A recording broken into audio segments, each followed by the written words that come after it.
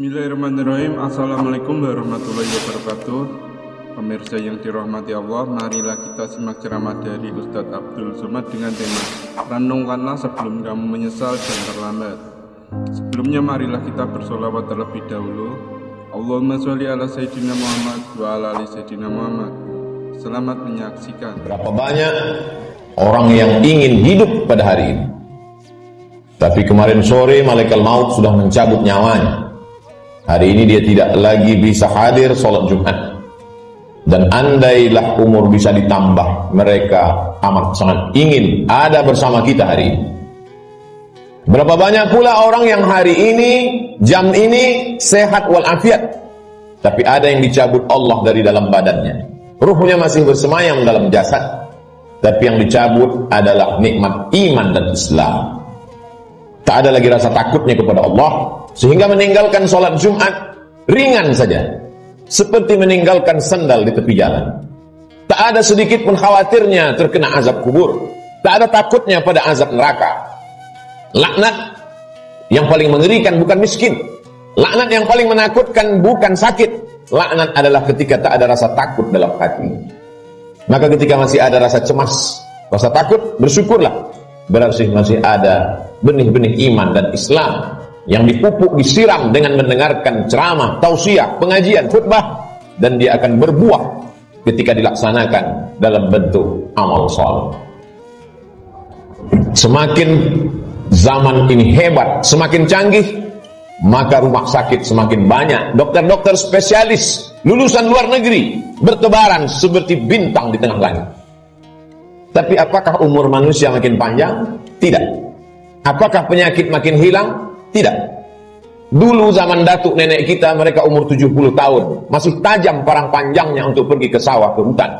Hari ini umur 40 tahun, pergi ke rumah sakit, terkena diabetes, terkena asam urat. Terlalu banyak daftar nama penyakit untuk disebutkan. Artinya apa? Kecanggihan teknologi tidak bisa menambah umur manusia.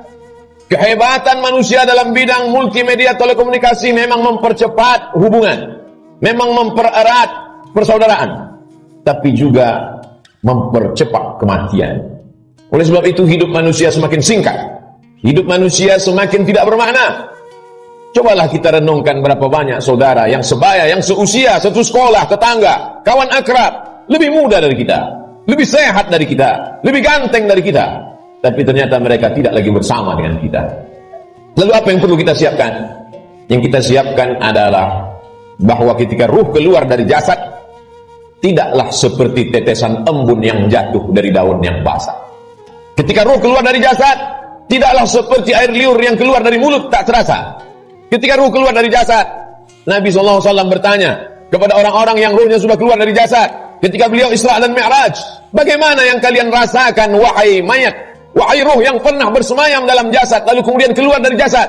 Mereka menjawab, seperti kambing yang dikuliti hidup-hidup. Mereka menjawab, seperti tebasan pedang di tempat yang sama diulang beratus kali.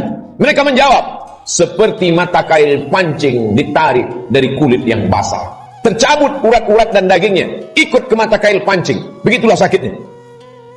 Lalu yang perlu kita siapkan, apa yang bisa meringankan sakaratul maut itu? Di antara yang bisa meringankan sakaratul maut adalah shadaqatus sirri tadfa'u mitata su', sedekah menghilangkan mati su'ul khatimah. Selama ini kita diajarkan berdoa, Allahumma hawwin alaina fi sakaratil maut, ringankan kami waktu sakaratul maut ya Allah. Baik, doa bagus. Habis selesai salat meminta kepada Allah, Allahumma hawwin alaina fi sakaratil maut. Indah, cantik. Tapi ada yang lebih bagus lagi untuk supaya kita ringan waktu sakaratul maut, yaitu dengan cara bersedekah. Yang mewakafkan tanah masjid ini, yang mewakafkan semen, yang mewakafkan batu, kosen, jendela, tak tahu kita siapa namanya, tapi dengan sedekahnya itu dia sudah memperingan sakaratul maut. Sampai hari ini orang yang mati itu tidak pernah hidup lagi untuk bercerita kepada kita. Mimpi pun tak dapat kita pesan. Bolak-balik kita minta untuk bermimpi dengan datuk, ayah, emak, tak dapat berjumpa dengan mereka. Andai pun berjumpa dalam mimpi, tak pula dapat kita membuat pertanyaan-pertanyaan yang sudah kita sediakan sebelum tidur. Satu-satunya cara hanya dengan menyebut, membaca, mengingat hadis-hadis Nabi Muhammad SAW. Dan itu adalah iman. Hari ini orang sedang krisis dengan iman. Dia tidak lagi percaya. Mana itu alam akhirat? Mana itu alam barzah? Mana itu roh? Aku tidak percaya kepada yang tak nampak. Aku tidak percaya kepada yang tidak terlihat.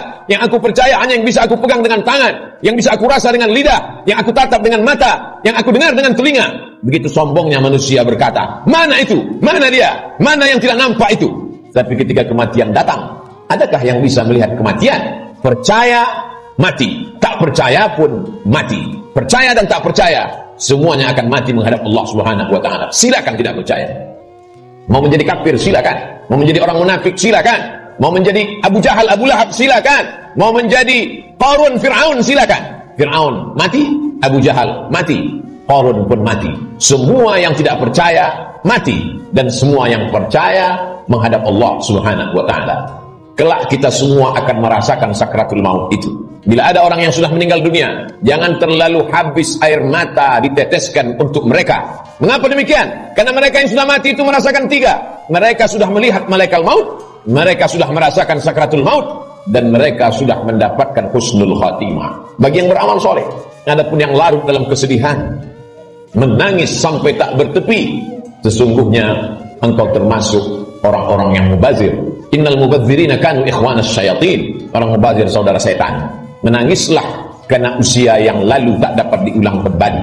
Menangislah karena masa-masa muda yang diisi dengan dosa tak dapat diminta ampunannya kepada Allah. Ainani, ada dua mata, la yamassuhuman nar, yang tidak akan terkena azab api neraka. Ainun bakat min khasyiatillah, mata yang menangis karena takut kepada Allah. Bulu mata, alis mata yang pernah terkena tetesan air mata, maka itu akan selamat dari azab neraka jahanam. Ainun tahrusu fi sabilillah, mata yang berjaga di tengah malam menjaga Masjidil Aqsa, takut dirampas oleh tentara Israel. Pejuang-pejuang fi sabilillah, itulah mata yang selamat dari azab Allah Subhanahu wa ta'ala. Setelah mati menghadap Allah, bebas dari sakratul maut, mereka adalah orang-orang yang mati syahid. Orang mati syahid itu tidak merasakan empat, tidak merasakan sakratul maut. Sakratul maut mereka seperti cubitan pada kulit yang lembut. Mereka tidak merasakan azab kubur, mereka tidak merasakan hisab, mereka langsung masuk ke dalam surga Allah Subhanahu wa ta'ala. Wala taqulu liman yuqtalu fi sabilillahi amwat. Jangan kau katakan mereka yang mati syahid itu mati. Bal ahya, mereka hidup. Walakin la tash'urun. Kamu yang tak dapat merasakannya. Setiap muslim mesti berniat mati syahid. Andai dia tidak mati syahid, maka niatnya menyampaikannya. Innamal a'malu binniyat. Seorang akan mendapatkan sesuai dengan niatnya. Iskariman au mut syahidan. Kalau hidup, hidup mulia. Kalau mati, matilah sebagai seorang syuhada. Kenapa kita masih hidup hari ini? Kenapa Allah masih semaikan nyawa dalam badan kita? Mengapa kita masih diizinkan melangkahkan kaki, mengayunkan tangan? Kenapa orang yang lebih sehat dari kita lebih dulu mati daripada kita? Kenapa orang yang lebih muda daripada kita lebih dulu meninggal daripada kita? Sesungguhnya Allah buat kita hidup karena dosa kita masih banyak. Allah sayang dengan kita, Dia tunggu kita bertaubat. Sesungguhnya Allah buat kita hidup karena Allah tahu kita belum punya bekal yang banyak. Senantiasa husnuzon kepada Allah. Orang-orang beriman, dia tahu bahwa umurnya itu masih dititipkan Allah. Allahumma ja'alil hayata ziyadatan lana fi kulli khair. Kalau kau takdirkan aku masih hidup besok pagi, jadikan hidup besok pagi sebagai amal saleh. Waj'alil mauta rahatan lana min kulli syarr. Kalau kau takdirkan aku mati malam ini ya Allah, tidak terbangun lagi besok pagi, kematian itu pun kematian yang indah karena husnul khatimah, karena selamat dari sakratul maut. Dan yang paling penting, berhenti dari segala perbuatan dosa. Orang beriman tidak pernah bersedih. Umurnya panjang, amalnya bertambah. Umurnya pendek, dosanya berkurang. Orang beriman tidak pernah berduka cita. Kenapa? Karena dia ridha menerima ketetapan Allah Subhanahu wa ta'ala. Lewat dari sakratul maut, selesaikah kehidupan? Belum. Keliru orang yang berkata, mari kita hantar jenazah ini ke tempat peristirahatan yang terakhir. Istirahat kata siapa? Liang kubur sudah siap menjepit bagi mereka yang curang timbangan, curang sempadan tanah, curang sempadan batas kebun. Mereka akan dihimpit 7 lapis tanah. Berapa banyak tukang gali kubur yang sudah mengukur panjang kubur 170 cm, tapi begitu diukur dengan galah, dengan buluh, dengan bambu, jenazah dimasukkan ke dalam. Kenapa berkurang? Kalaulah dikatakan tukang penggali kubur salah ukur, tidak mungkin, karena dia mengukur dengan bambu, dengan buluh. Tidak mungkin dia salah ukur. Jadi apa sebenarnya yang terjadi? Maka liang lahat sudah siap-siap menjepit, meremukkan tulang belulang, meluluhlantakkan jenazah yang mati menghadap Allah Subhanahu wa ta'ala. Ujian kedua yang akan dihadapi adalah azab kubur. Maka setelah fil alamina innaka hamidum majid, Orang sholat beriman, muslim yang takut pada Allah, menambahkan doanya, Allahumma fir lima qaddamtu wa ma akhartu wa ma asraftu wa ma a'lantu wa ma asraftu wa ma anta a'lamu bihi minni, antal muqaddimu wa antal muakhiru, la ilaha illa anta, subhanaka inni kuntu minadh dhalimin. Sebelum salam dia tambahkan 4. Allahumma inni a'udzubika min azabi jahannam wa min azabil qabri wa min fitnatil mahya wal mamat wa min syarri fitnatil masiihid dajjal. Dia minta selamat dari azab kubur. Setiap kita yang lewati kubur dalam perjalanan panjang kami dari Pekanbaru ke pedalaman suku Talang Mama, lalu kemudian singgah sebentar di masjid rumah Allah pada hari Sayyidul Ayyam, akan kembali lagi melewati kubur. Apa yang kami katakan? Assalamualaikum ya ahla diyar minal mu'minin wa inna insyaallah bikum lahiqun, yarhamullahul mustaqdimina wal mustakhirin, nas'alullah lana wa lakumul afiyah. Apa yang kita mintakan orang yang dikubur itu? Bukankah mereka sudah mati? Orang yang hidup kita ucapkan Assalamualaikum, selamat anakmu, selamat keluargamu, selamat rumahmu, selamat hartamu, selamat sawitmu, selamat karetmu, selamat kebunmu, selamat dagangmu, selamat rukomu, selamat rumah makanmu. Tapi untuk orang yang sudah mati, apa yang kita ucapkan? Kenapa ada selamat untuk orang mati? Maka sesungguhnya salam pada orang mati di liang kubur adalah Assalamualaikum ya ahlal kubur, selamat kalian dari azab kubur. Hadisnya sahih, diriwayatkan oleh Sayyidatuna Aisyah Ummul Mukminin. Wahai Aisyah, kata Nabi SAW, kalau engkau lewat di kubur, mulutmu jangan diam saja, ucapkan salam, Assalamualaikum ya ahla diyar, selamat bagi kalian. Selamat apa? Selamat dari azab kubur. Jangan pernah mulut ini berhenti meminta selamat dari azab kubur.